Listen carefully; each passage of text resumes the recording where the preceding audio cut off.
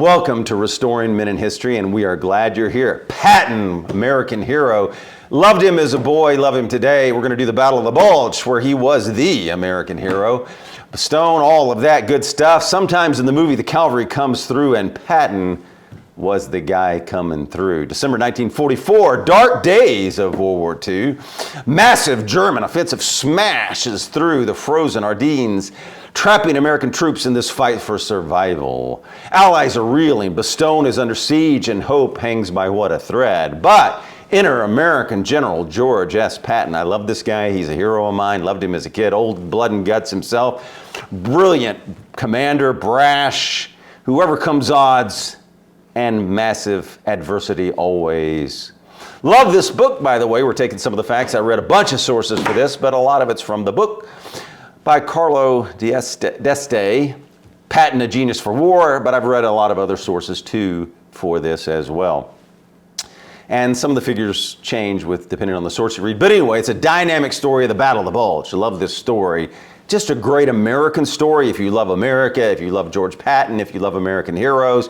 And boys need heroes, men need heroes, women need heroes, the country needs heroes, and George Patton is a hero. From a 100-mile dash through snow to a daring rescue. I mean, this is the stuff movies are made of. Went into you had to have courage. It was chaotic. And genius turned the tide that day, the genius of Patton. No one else, just the genius of Patton. Battle of the Bulge was fought from December 16th, 1944 to January 25th, 1945. If you like this subject, please like, comment, subscribe. Thank you. Was Germany's last offensive. Hitler wanted this last major offensive on the Western Front. Why'd they do it? It was desperate. Hitler wanted to split the Allies, capture the port of Antwerp, and force a negotiated peace. It was a stretch to begin with. Rundstedt didn't really buy it all together, but he thought they had to do something. So Adolf Hitler launched the Operation Volk am Rhein, I believe that's how you pronounce it, deploying over 3 armies at first, over 200,000 men, 600 tanks and artillery against a thinly held 80-mile, get this, Allied front in the Ardennes, a rugged forested area of what? Belgium and Luxembourg. What had happened? Sometimes in life you got to be careful for what? Don't be overconfident, don't be arrogant. The Allies got overconfident after liberating France, and they were caught off guard in brutal winter conditions. Snow, fog, sub-zero temperatures. Man, it was cold there. Jeff, it was cold. Patton, commanding the U.S. Third Army, was south of the Ardennes. By mid-December 1944, pushing the Saar region of Germany. D'Este notes that as we went over another video for Patton, this guy was prepared always. He was always what? Reading and preparing. He was ever a student of war. We talked about that in one of the last Patton videos. He suspected a German counterattack. He was the guy that suspected it. His intelligence officer, Lieutenant Colonel Oscar Koch, warned of enemy buildups, tanks, fuel, troops, opposite the quiet sector held by the U.S. First Army. Now, Supreme Allied Commander Eisenhower, what did he think? He dismissed the threat. Others dismissed the threat. Patton was the only guy getting it. Patton quietly prepared contingency plans. And by the way, in life, if you think something's coming, prepare. Do contingency plans no matter what else someone tells you. German assault begins on December 16th, 1944. Germans struck. 6th Panzer Army, 5th Panzer Army, and 7th Army smashed through the U.S. Army 8 Corps. That was a weak line of green troops and battle-weary units. Fog grounded Allied air support. German panzer divisions, led by commanders like Joachim Peiper, advanced rapidly, creating this bulge in the line. By December 17th, panic spread. German paratroops were disguised also. This was another neat plot going on. Disguised commandos, and they sowed confusion.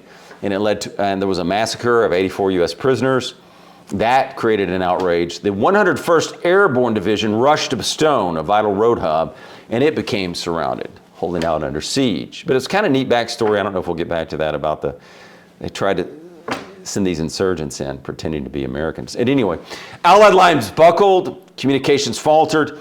Field Marshal Bernard Montgomery's British forces moved in the north and slowly.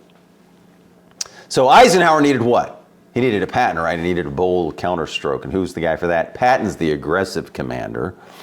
And the cavalryman of the Army, Third Army, was the guy to deliver, right? December 19th, 1944, Eisenhower convened a crisis meeting at Verdun, France. Mood was grim. Allied generals like Omar Bradley, commander of the 12th Army Group, faced a collapsing front. Eisenhower asked how soon each could counterattack. He asked that question, hey, when can you attack? When can you attack? When can you attack? But only one man was ready, prepared, and said he could attack. Who do you think that was? Our hero today, George Patton. He was the only guy that thought he could do something.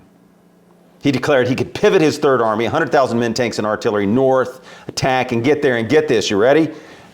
In 48 hours. That's right, 48 hours. Now, I can attack with 3 divisions in 2 days.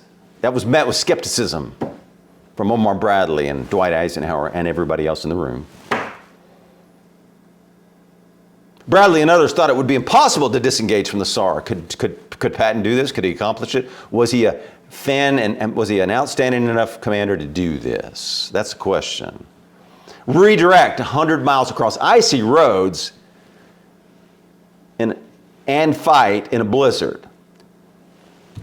Now, he'd already ordered the staff to draft up plans. Patton was ready. Like I said, he was a reader of military history. He studied, he prepared, he was always ready, and he had all these plans drawn up.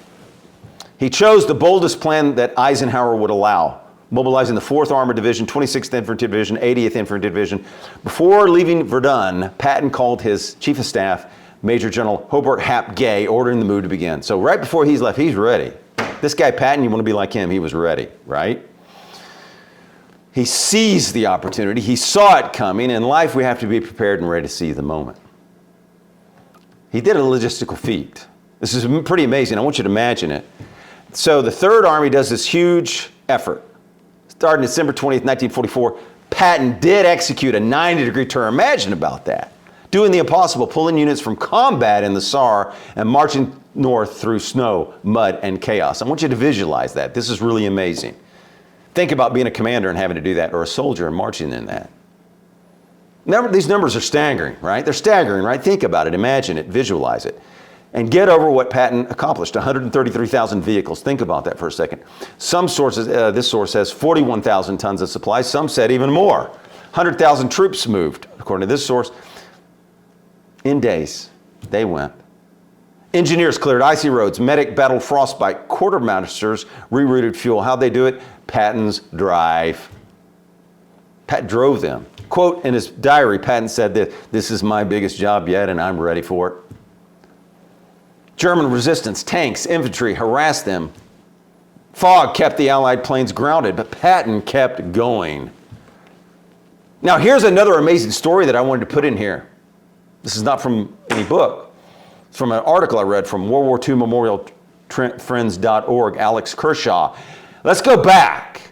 What had happened on December 8th? Do you remember?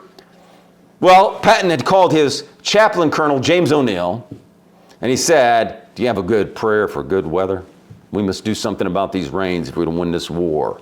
O'Neill could not find one, so he wrote it on a card. O'Neill handed it to Patton. Patton liked it. And you know what he said?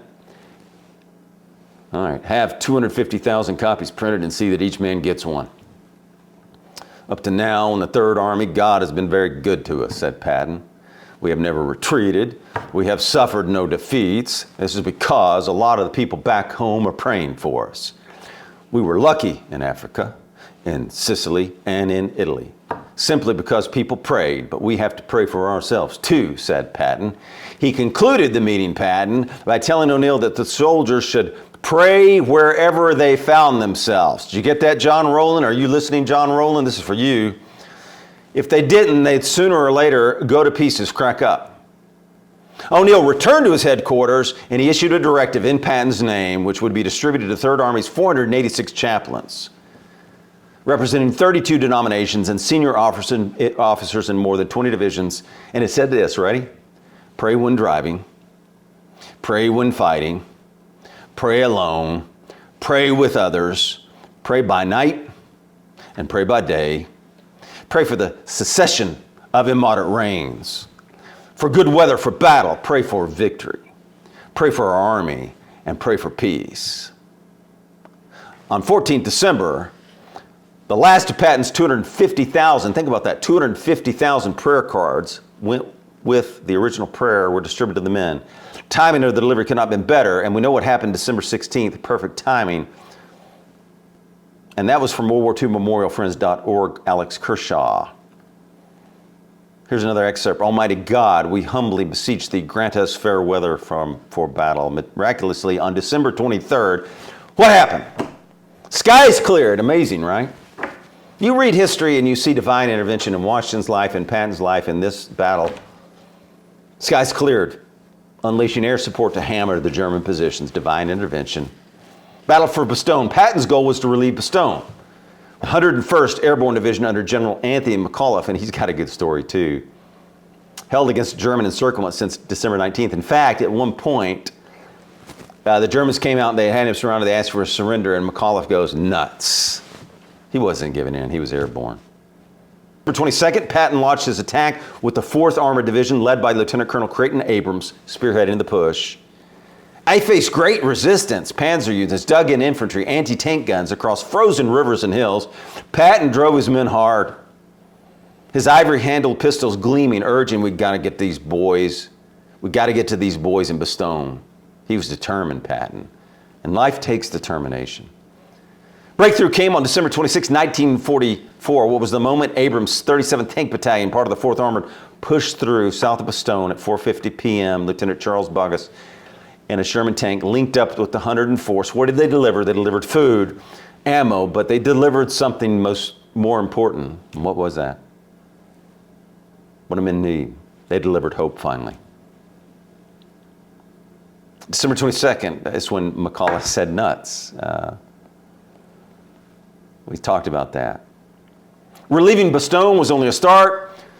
Patton pressed north and west, aiming to collapse the Bulge. His 3rd Army, now 6th Division strong, fought the 5th Panzer Army and remnants of the other units late December and January 45. What was it like there to be a soldier? I'll read this. The cold was brutal.